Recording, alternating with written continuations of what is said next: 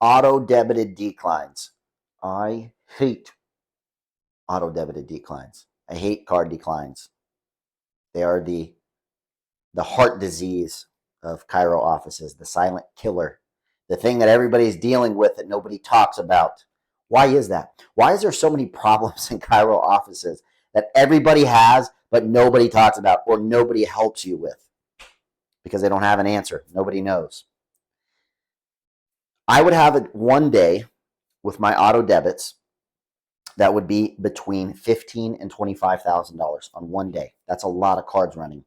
And it would create a lot of declines, a lot of chasing people, a lot of trying to get new cards, a lot of calls, a lot of texts, a lot of letters, a lot of BS. And I said, okay, we're done with this. Done.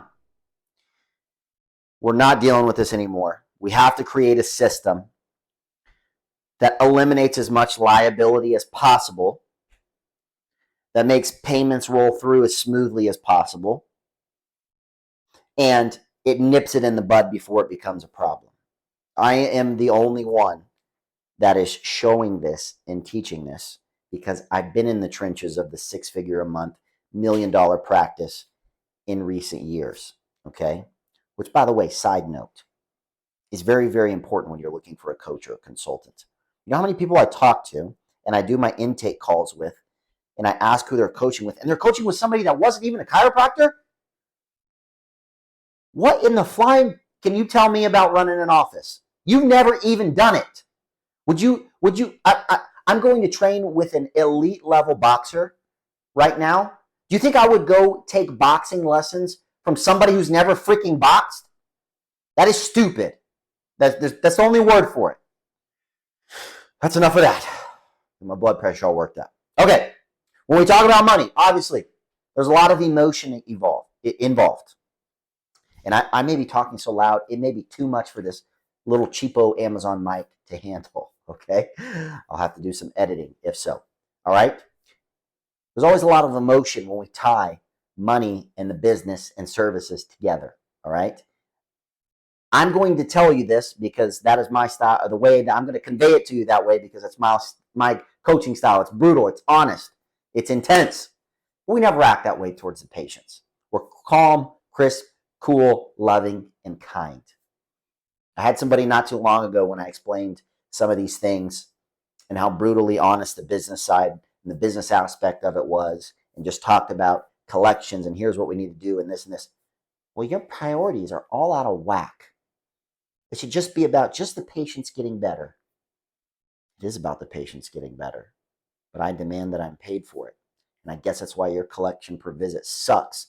And while you see almost 2 times as many people as I did and collect maybe 70% of it. Okay?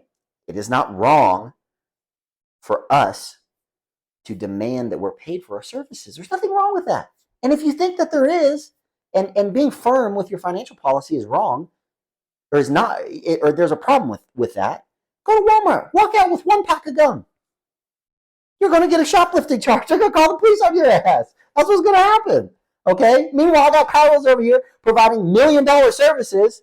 $1 million, thousand, $2,000, $3,000 to $5,000, $6,000, $7,000, some $8,000 services. And they're like, don't have a financial policy. They just like let people walk all over them. You can't do that in running a business. You can't do that. So we want to set everything up. We want to set it up right. Okay? Then we want to convey it right. Then we want to set the payment up right. All right? And then, if there are some stragglers or some payment issues, we nip that in the bud fast before it gets out of hand. See, what many of you chiros will do, and this just makes me like want to rip my hair out. It's like you will let a patient finish an entire treatment plan and let them have payment issues all the way through that treatment plan. That's a problem with yourself. Psychologically is what it is. And speaking of psychology, we have to set this stuff up for the way things work in the real world nowadays, the patient's lives and the psychology of what's going on with them. That's the whole thing about what I teach in running a chiro office in this day and age. We have to do what's real and what's not in what we call the chiro coaching matrix. Do this, all this scripting, and just keep doing it. Just keep doing it. Do it more, do it more, do it more. Oh, well, you just need to see more people. This shit doesn't work. It's not real, okay? What's really happening at the big levels is the things that I teach, all right? So let's set it up properly. How are we going to do that? We're going to have a financial policy that goes home with them after they sign and commit to care. That's a standard across the board. Anybody that provides any type of service, dental, minor surgery, cosmetic stuff, they're going to have a financial policy for you to look at, all right? Then they're going to have an agreement that they sign. It's not a contract that they can't get out of. It's none of that. They need to know that you mean business on that part, and it's gone over with them. Not you. You don't go over any money stuff with your patients, and if you do, you're behind. None of you are collecting $1 million. None of you are collecting 6 figures a month going over money stuff with your patients. I promise you. You won't be able to show me a person that's doing that, okay? We don't do that. The office manager does. She's going to go over it with you or with the patient, and then she is going to then go over the financial agreement, all right? They're going to initial each one. That financial agreement, the card decline fees, the no-call, no-show fees that she's going to go over, our clients have access to that. It's already written up for them. They can copy and paste into their care plan and do it however they want. But those things that we agree on, those are provided to our clients, okay? So we have to have things that they go on and that they sign, all right? We always have to have a no-call, no-show fee for certain situations. We have to have a decline fee, and then we have to have a if you stop care clause, all right? Little things. They're worded nicely. None of them are scary. They're just, here's how things are, all right? If you do that, if you let them know from the get-go what the expectations are, you eliminate the I didn't know and I wasn't told excuse. When people can't use that excuse, the declines do this. Because I always got that excuse in my back pocket. I didn't know. I didn't know. You didn't tell me. I didn't sign anything. Everything is on paper. It's black and white and it's signed. Okay? That's number one. That's going to eliminate a huge amount of it. Number two is you ask them once you make their payment arrangement, can you make your first payment today? Most people will be able to do that because they're agreeing to that level of payments, $200, $400, $500 a month, whatever it is. They're going to be able to do it that day because they can make that payment. Then that eliminates almost all liability because they commit and make that first payment right then if they're not prepaying. By the way, this is only for people making payments. Prepay is done. Boom. Out of the way. We need another video on that, how to handle though if they quit. So if they make that first payment, that liability is gone because they can come in for a month and it's covered because they've already made their first payment, or depending on how much, it could be longer, it could be shorter, but they've committed. And they're probably not the person that they're going to have issues with their bill and their card bills and their card declining anyways, all right? Then if they can't do that, fine. We'll set it up to run the next month. But you always want it on the next date, right? So I'll talk to chiros. They'll be running it in the middle of the month. And the patient will be there at the beginning of the month. But they're running in the middle of the month the next month.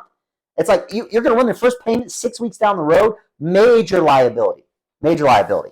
So if it's the beginning of the month, you always want it to run on the middle of the month. If it's the middle of the month, you always want it to run on the end of the month. We want that first payment to run as soon as possible, if not that same day. Liability elimination. Okay? The dates we use, not the 1st, not the 31st, not the 15th, when all their other bills come out and their mortgage comes out.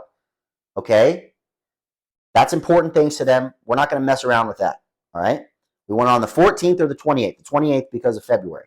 All right? And if you don't do that in your payment system or Fortis or OpenEdge or whatever you're using, it may not run in February. I'm not sure how that'll work, but you need those 2 days because they're days that people don't worry about. They don't have other bills coming out. And if you have it running on the 1st, 15th, 31st, all those dates where all the other bills coming out, I promise you, mark my words, somebody ain't getting paid. The mortgage, the light bill, the chiro bill, their gym, one of them's declining. And just because so many bills are running on that day, card gets shut off, possible fraud, they reach their daily limit. I ain't running my bills. I'm not running my business's bills on the same day all their other bills are running. It's just not smart practice, okay? It's making it more convenient for them, all right? So we give them 2 options, okay? The 14th or the 28th. Now, if they want a different day, give them a different day. It's fine. We point them to the 14th or the 28th. But if they want a different day, fine. If they want it to run once a week, fine. It doesn't matter. We want to push them towards what is best and eliminating liability, but at the end of the day, they get to pick. It's their money. All right. Now, there's all different ways that can be set up. That's a video for a different time. We're just eliminating as much liability as we can. All right. They've signed the care plan agreement, which has the language in there. We have sent them home with a financial policy. Possible. If you don't have this problem, you don't need to all of a sudden implement it. Okay. Talked to somebody the other day. They're already seeing 300. They're already collecting decent money, but they don't really have a lot of financial problems, of declines, people ghosting, people stopping care. They probably don't need that.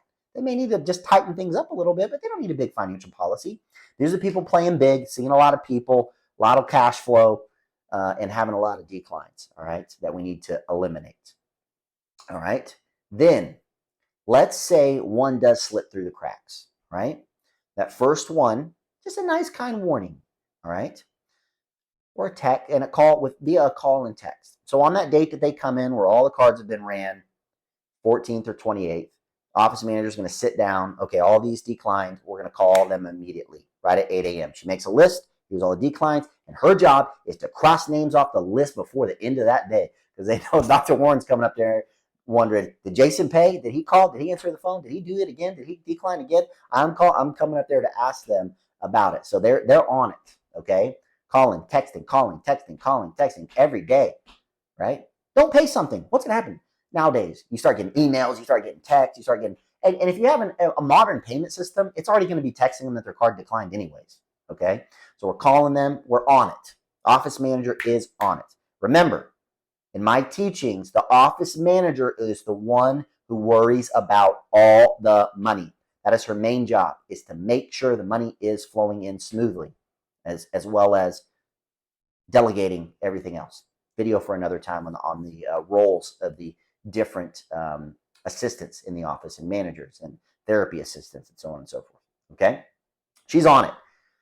One, no big deal. All right? We can all have that happen. My card can decline because of, a limit or whatever. All right? It's not a big deal. It happens to people. Second, it's a little more like 2 times in a row.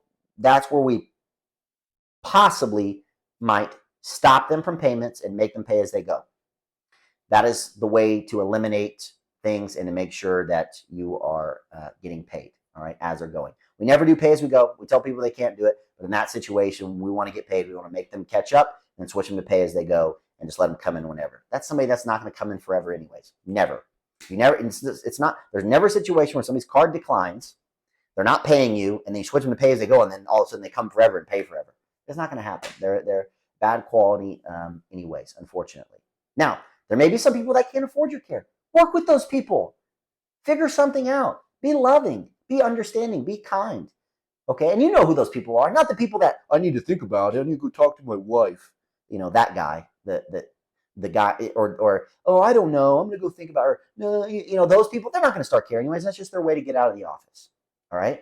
What about the people that, I really want to do this. It's just out of my price range. I had a single mom come in. I'm doing DoorDash right now. That's why I got all the kids out in the car. Like, it's just not doable for me. Or, I really want to do this. I just can't afford it. Those people, work something out with those people. Figure it out, okay? Be a good person in your community, all right? But we don't let people screw us, all right? Then if it declines a third time, we definitely have to nip it in the bud. It's done, all right? And those people are getting assessed some type of decline fee. All right. Now, if it goes further than that, if you've done all that, it's never going to. But if you have some that you're needing to catch up on, or people that have really screwed you, I had a couple when I was first in practice, all right, and really ignorant to this stuff and thought everybody was good and nice and going to pay me, and people screwed me. And it was always people who I set their payment up to go, 6 weeks out for their first one. It was always those type of people, all right. Then we got to be firm. So what we're going to do, please tell me it's still recording. All right, got to be firm. Those people, what we need to do is we need to have an in-house collection system. We never use collections. They're never going to get it. They're going to take a percentage, even if they do. It's just going to call them, ruin their credit, and it's just a big waste of time. All right. We need to have a system that happens in-house. So we're calling and texting every day, calling and texting every day. After a week of calling and texting and they don't answer you, they're ghosting you. They ain't paying you. Okay? So once it gets closer to that 30-day point, then it's time to do something. Now we're letting them know on that last call, text, you can send them a letter. If it's not paid by this day, we are referring it to your county's, insert your county's circuit court or county court. Use those words. It's very scary. So please call us to make arrangements or payment arrangements to satisfy your balance so we don't have to forward your balance. We greatly want to avoid that. All right? We're not yelling at them. We're not threatening them. We're just letting them know we want to avoid that, but we will do it if we have to. Then if that date rolls around and they still haven't ghosted, which they're not going to, sometimes that'll scare them enough to call you and pay you. But if they don't, then it's time to take action, depending on what the balance is. Make sure it's worth it. If it's 50, 70, 105 bucks, let it go. Take it as a lesson. Fix your system and move on. Don't let something like that in your brain sitting there making you mad all the time. You're thinking about it constantly. It's 75 bucks. Let it go. Chuck it in what I call, chuck it in the fucking bucket and move on. Okay? But the ones where you really got screwed and people took advantage of you, your niceness and your kindness, we need to go after, we got to go after those payments. All right? Then we're going to go ahead and file it. We let them know there'll be fees assessed. The judge may tag on interest. In our county, that's what they do. You go to court and people owe you money, they're tagging on interest right then, and a judgment will be placed against you. We want to greatly avoid that, so on and so forth. Then if you don't hear from them, you got a decision to make. They've really, if you want to let it go, let it go. We're just basically pushing to try to get paid. You can let it go at that point, or you can push and go ahead and go file it, and then they're gonna give you a court date right then. You're gonna be notified, and they're gonna be notified. That should scare them into paying you. And if that doesn't, then again, you can ignore it, tell the court you're not pursuing it anymore, or you can go ahead and go to the court date. All right?